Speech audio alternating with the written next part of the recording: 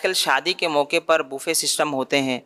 لوگ کھڑے ہو کر کھانا کھانے کا رواج یہاں بڑھ گیا ہے اور کافی لوگ کھڑے کھڑے کھانا کھا رہے ہوتے ہیں، تو اس حوالے سے ارشاد فرمائیں کیا کھڑے ہو کر کھانا کھانا گناہ ہے؟ سنت تو بیٹھ کر کھانا ہے،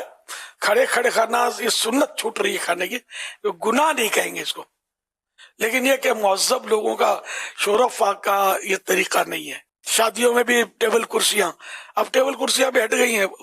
بفے سسٹم یا بفے سسٹم اب چلا ہوا ہے، وہ ہر پھر کر جس طرح وہ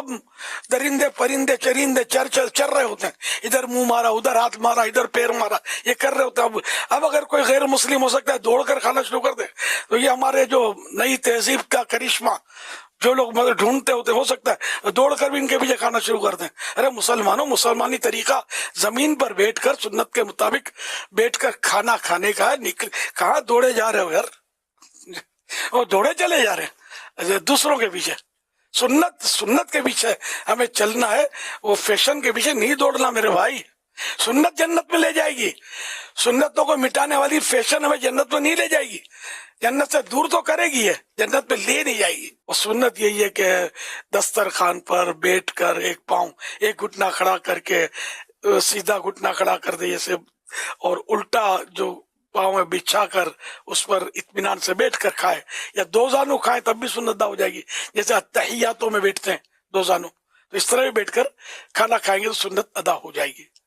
تو کھانا تو بیٹھ کر کھانا سنت ہے۔ اب تو ٹیبل کرسی پر ہی عام طور پہ لوگوں کے گھروں میں ٹیبل کرسی داخل ہو گئی ہے، تو یہ بھی سنت تو چھوٹ ہی رہی ہے۔ تو اس لیے وہ جن کو ضرورت نہیں ہے نا وہ ڈائننگ ٹیبل نہ لگائیں، بلکہ زمین پر بیٹھ کر کھائیں، سنت ادا ہوتا کہ، اور کئی سنتیں اس سے ادا ہو جائیں گی، ورنہ وہ کئی سنتیں چھوٹ جائیں گی۔ ٹیبل کرسی ہوئی تو پاؤں لٹکائیں گے، پاؤں لٹکا کر کھانا، حالانکہ بیٹھ کر کھانا ہے۔ پھر یہ بیٹھنے کے مخصوص طریقہ جو میں نے عرض کیا وہ سنت بھی چھوٹے گی، ٹیبل کرسی پہ وہ سنت بھی ادا نہیں ہو سکے گی۔